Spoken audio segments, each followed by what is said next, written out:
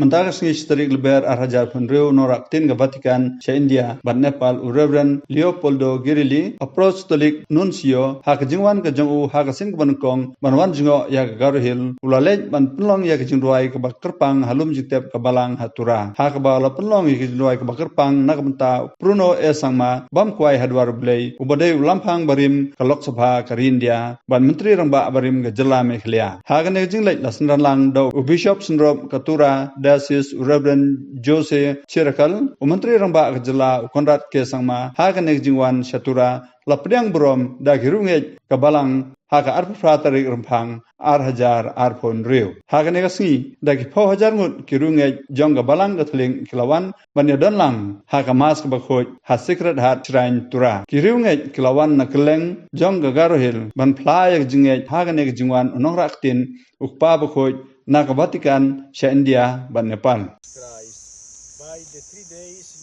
you lay in the tomb, you made holy the graves of all who believe in you.